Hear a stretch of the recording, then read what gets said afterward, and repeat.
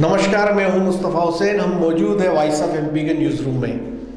इस समय हम एक बड़ी खबर के साथ हाजिर हुए हैं। जैसा कि आपको पता है, मध्य प्रदेश में आज भारतीय जनता पार्टी के राष्ट्रीय नेतृत्व ने विष्णुदत्त शर्मा यानी वीडी शर्मा की ताजपोशी कर दी। वे मध्य प्रदेश के नए भाजपा प्रदेश अध्यक्ष होंगे।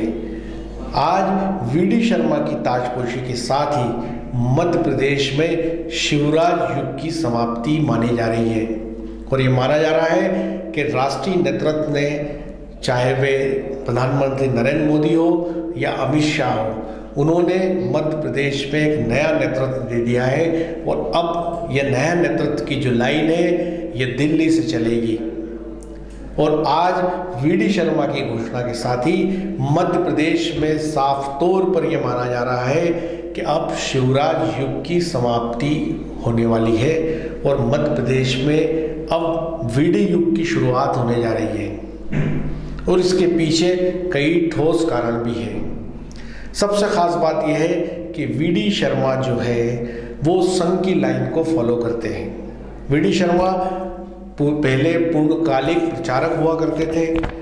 उसके बाद जब वे पूर्णकालिक प्रचारक थे तब वे विद्यार्थी परिषद में उज्जैन संभाग का दायित्व संभालते थे।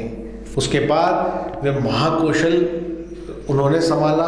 फिर मध्य क्षेत्र के क्षेत्रीय संगठन मंत्री वो विद्यार्थी परिषद के रहे। उसके बाद वे एबीवीपी के राष्ट्रीय महामंत्री बने और फिर उनको झारखंड का प्रभार सौंपा गया।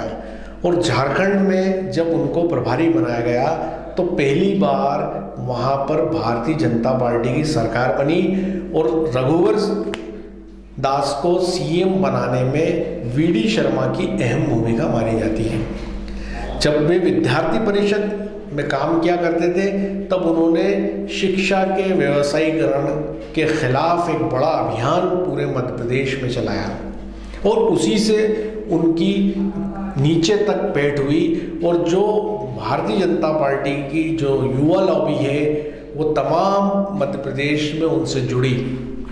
तो वीडी शर्मा जो ज़मीनी स्तर पे काफ़ी मजबूत माने जाते हैं, क्योंकि एबीवीपी में लंबे समय तक वो जुड़े रहे और लंबे समय तक उन्होंने काम किया, इसलिए नीचे तक उनकी पकड़ है। तो जहाँ से उनकी शुरुआत हुई संघ के प्रचारक के रूप में वो शुरू हुए। उसके बाद एबीवीपी में उन्होंने उज्जैन संभाग में काम किया, महाकौशल में, मध्य भारत क्षेत्र में, और उसके बाद वे भाजपा के प्रदेश महामंत्री बनाए गए और फिर खजुराहो से चुनाव लोकसभा को लड़े और जीते। तो ये उनका पूरा राजनीतिक जीवन रहा। और चूंकि वो ज़मीनी रहे और मध्य प्रदेश के अंदर उनका आधार है, इसलिए पार्टी संगठन ने उनकी ताजपोशी की।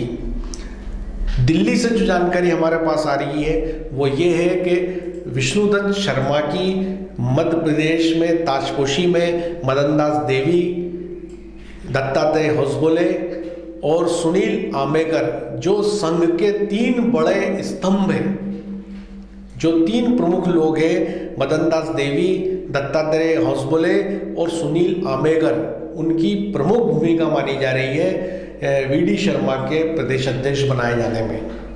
और ये तीनों वो लोग हैं जिनकी संघ में बहुत ऊंची कदकाठी है।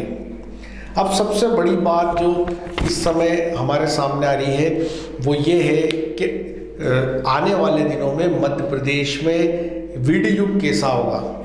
चूँकि मध्य प्रदेश में उनका नीचे तक आधार है, इसलिए एक एक चेहरा उनका पहचाना हुआ है और जाहिर तौर पे वो अपने मुआफिक लोगों को मैदान में उतारेंगे।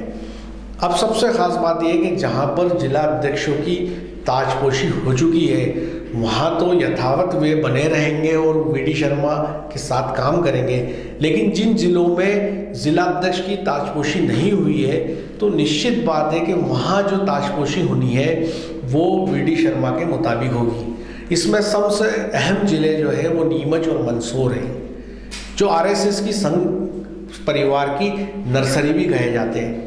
अब नीमच ज़िले की बात करें तो वीडी शर्मा की ताजपोशी के बाद अब साफ तौर पे ये लगने लगा है कि नीमच ज़िले की कमान भाजपा नेता पवन पाटीदार के हाथों में आ सकती है, क्योंकि उसका सीधा सा कारण ये है कि जो बलीराम जी पटेल जो प्रांत प्रमुख है, दूसरा भाजपा के संगठन महामंत्री सुहास भगत है, इन दोनों ही लोगों की पवन पाटीदार के नाम पे पहले से ही सहमति है। और तीसरा नाम जो वीडी शर्मा का आया है, तो वीडी शर्मा के साथ पवन पाटीदार के काफ़ी करीबी रिश्ते माने जाते हैं, और जब वीडी शर्मा एबीवीपी का काम देखते थे तब पवन पाटीदार भी एबीवीपी में हुआ करते थे। ऐसी स्थिति में अब जो लाइन बनने वाली है, बलीराम पटेल, सुहास भगत और वीडी शर्मा, ये तीनों ही पवन पाटीदार के मुआफिक दिखते हैं। ऐसे में जो राजनीति के जानकार हैं वो ये अंदाज़ा आसानी से लगा रहे हैं कि आने वाले दिनों में नीमच ज़िले में पवन पाटीदार की ताजपोशी होगी। और इसमें एक ख़ास बात और है कि वीडी शर्मा एक बेहतर संगठक माने जाते हैं, और निश्चित तौर पर वो ज़िलों के अंदर ऐसे ही लोगों को आगे लाएंगे। वो खुद भी युवा है, और जो युवा तबका है, जो नौजवान है, और पार्टी हाईकमान पूरे भारत में लगातार इस बात पे जोर दे रहा है कि उन चेहरों को आगे लाया जाए जो युवा चेहरे हैं, ताकि लंबे समय तक पॉलिटिक्स में चले।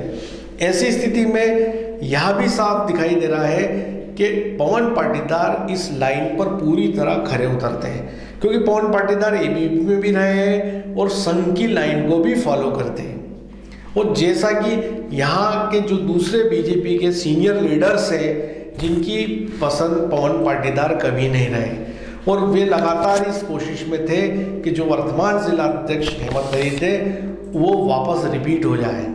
लेकिन आज जो वीडी शर्मा की को कमान मिली है, उसके बाद अब साफ तौर पे दिखाई देने लगा है कि नीमच ज़िले में अब कोई नया चेहरा जिला अध्यक्ष के रूप में बिठाया जाएगा, उसमें पवन पाटीदार का नाम सबसे आगे उभर के आया है। तो आज दिल्ली के इस फरमान से मध्य प्रदेश की भारतीय जनता पार्टी के अंदर एक नए प्राण फूके हैं, और लोगों में एक उत्साह हुआ है, क्योंकि जैसे ही आज वीडी शर्मा की ताजपोशी की खबर पूरे मध्य प्रदेश में आई, सब जगह भारतीय जनता पार्टी के कार्यकर्ताओं ने जमकर जश्न मनाया। क्योंकि वीडी शर्मा की एक ख़ास बात हो रही है, वो ये है कि वो भाजपा के कार्यकर्ताओं को जमकर संरक्षण देते हैं, अपने कार्यकर्ताओं का जमकर ख्याल रखते हैं, उनके लिए आखिरी हद तक जाकर वो लड़ते हैं। इसलिए जो लोग वीडी शर्मा के साथ काम करते रहे हैं वो उनके दीवाने हैं, और उनको लगता है कि यदि नेता हो तो वीडी शर्मा जैसा हो। आज उनकी ताजपोशी के बाद मध्य प्रदेश में खुशी की लहर देखी गई, और जितने बड़े पैमाने पे उनके नाम का स्वागत हुआ है, उससे साफ तौर पे दिखाई देने लगा है कि दिल्ली अब मध्य प्रदेश में एक नए युग की शुरुआत करने जा रही है, और वो निश्चित तौर पे वीडी शर्मा के साथ होगी। मेरे सहयोगी नवीन पाटीदार और दीपक खताबिया के साथ मुस्तफ़ा हुसैन।